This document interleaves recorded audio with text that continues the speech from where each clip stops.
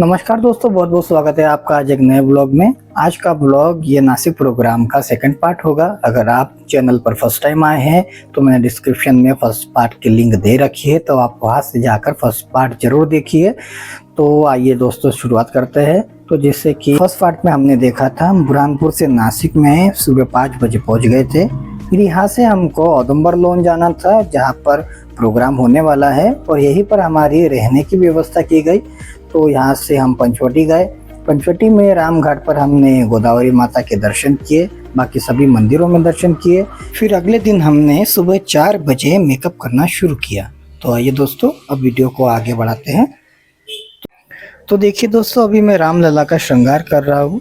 तो आप देख सकते हैं जो मैं श्रृंगार कर रहा हूँ वो जो अयोध्या में राम जी की जो मूर्ति है रामलला की, उसी मूर्ति को देखते हुए हमने ये पूरा सेटअप तैयार किया है श्रृंगार का। तो पूरा तैयार होने के बाद यह सेटअप कैसा लगता है आप कमेंट में ज़रूर बताइए। तो चलिए, अब हमारी नौ दुर्गा माताएं भी तैयार हो चुकी है। तो आप देख सकते हैं अभी मैं पेपर में पढ़कर सभी माताओं को उनके शस्त्र दे रहा हूँ। तो मैंने दोस्तों इस पर अध्ययन किया कौन सी माता कौन सा शस्त्र लेती है, तो उसी के अनुसार मैं उन्हें उनके शस्त्र दे रहा हूँ। किसी के पास त्रिशूल है, किसी के पास डमरू है, किसी के पास गदा है, अभी किसी के पास फूल भी आता है। तो उसी के अनुसार माताओं को उनके शस्त्र प्रदान कर रहा हूँ। और हम श्री राम और लक्ष्मण जी के परिवेश में लड़कियों को कुछ इस प्रकार तैयार करते हैं, देखिए। और अब आगे हनुमान जी है, बाजू में रामदेव जी पीर है, फिर हमारे नृसिंह भगवान हैं। तो दोस्तों जैसा कि हमको समय दिया था 7:30 बजे तक हमको तैयार करके देना था, तो लगभग 7:30 बजे सभी तैयार हो चुके हैं। तो आइए सभी के दर्शन करते हैं। तो ये रही हमारी नौ दुर्गा माता है, जिससे पहले नंबर पर उमिया माता है, फिर महागौरी माता है, सिद्धिदात्री माता है, ब्रह्मचारिणी माता है, कात्यायनी माता है, ये हमारे रामलला है, कुष्मांडा माता है, माँ कालरात्रि है, स्कंद माता है और शैलपुत्री माता है। तो अब चलते हैं शोभा यात्रा में। तो देखिए सबसे आगे नारद और हनुमान जी के साथ में कल्कि भगवान चल रहे हैं। और जो महिलाओं का आप सीक्वेंस देख सकते हैं ये युग के अनुसार है।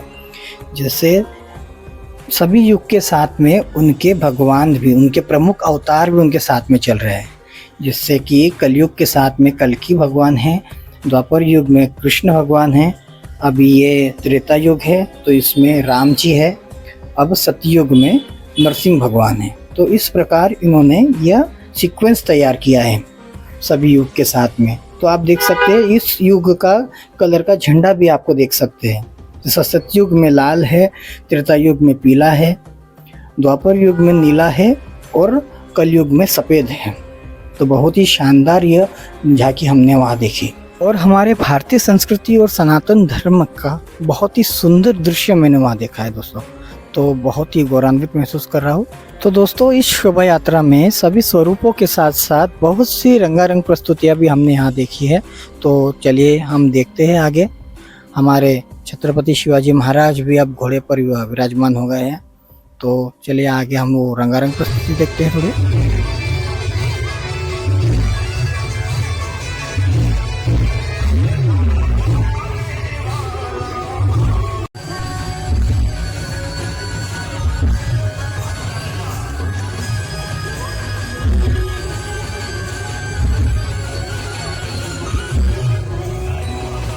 तो मैं अभी आ चुका हूँ औदुंबर लोन में वापस। तो हमारी जो शोभा यात्रा है वो भी वापस आ चुकी है। जो जितने भी हमने पात्र बनाए थे सभी भी आ चुके हैं, भवन में बैठे हैं। तो चलिए देखते हैं भवन में क्या हो रहा है। भीड़ तो काफ़ी है दोस्तों, देख सकते हैं आप। अभी हमारे महाराज जी का प्रवचन चल रहा है, तो देखते हैं थोड़ी जगह मिल जाए तो हम भी बैठ जाते हैं। पर भीड़ के कारण जगह तो नहीं दिख रही है दोस्तों। तो चलिए चलते हैं हमारे रूम में, आगे की व्यवस्था देखते हैं। तो ये देखिए जो कल से जो चित्र बन रहा था रंगोली से, अब वो पूरा हो चुका है। और यहाँ लिखा है सत के पंथ पर चलो, सत के पंथ पर मतलब संतों की राह पर। कार्यक्रम के बाद अब सभी पात्रों ने अपना सामान यहाँ लाके रख दिया है। तो यह सब सामान हमको जमाना है। भूख बड़ी तेज लगी है दोस्तों, तो चलिए पहले भोजन करते हैं। तो ये देखिए बाहर आकर देखा तो इतनी बड़ी लाइन थी भोजन के लिए।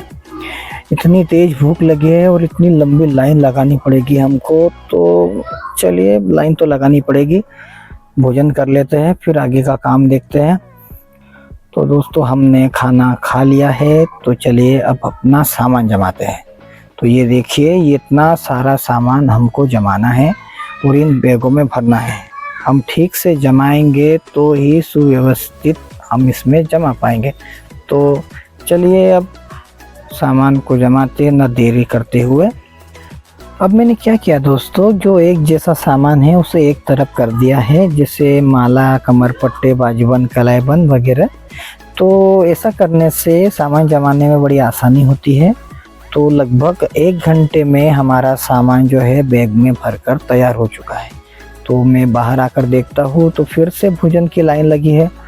अभी भोजन किया था, तो इतनी जल्दी भोजन करना तो संभव नहीं हो पाएगा दोस्तों। तो मैंने देखा है अभी भवन में बहुत ही सुंदर गरबा चल रहा है।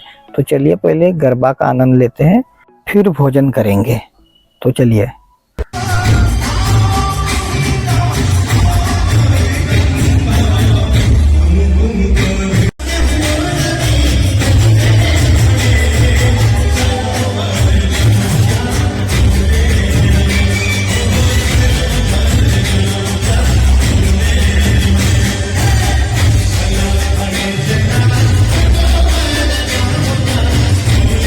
दोस्तों आज तो मज़ा आ गया गरबा करने में। बहुत दिनों के बाद इतना गरबा किया है, तो अब भूख तो अच्छी लग चुकी है। तो चलिए अब भोजन कर लेते हैं।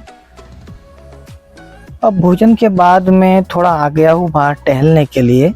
तो अब कार्यक्रम तो सारा हो चुका है, सभी अपने अपने घर जा चुके हैं जितने मेहमान आए हुए थे। देखिए भवन भी पूरा सुनसान हो गया है, पूरा सन्नाटा पसर गया है पूरे लॉन में। तो दोस्तों ये मेरे 2 दिन का प्रवास था, जो मैंने 2 भागों में आपके सामने रखा है। कैसा लगा आपको कमेंट में ज़रूर बताइए। अब आगे का जो हमारा प्रवास है, हम सोच रहे हैं सप्तशृंगी माता के गढ़ पर जाने का, क्योंकि हमारी कुल देवी माता है। और पहले तो मैं आ चुका हूँ सप्तशृंगी माता गढ़ पर शादी के बाद मैं पहली बार आ रहा हूँ, तो जाना ज़रूरी है। तो उसका भी एक व्लॉग आपके सामने लेकर आऊँगा। तो आज के ब्लॉग में सिर्फ इतना ही दोस्तों। वीडियो अच्छी लगे हो तो लाइक कीजिए, शेयर कीजिए, कमेंट कीजिए और सब्सक्राइब करना ना भूलिए दोस्तों, और साथ में बेल आइकन भी दबा देना। तो मिलते हैं अब अगले वीडियो में, तब तक के लिए जय श्री राम।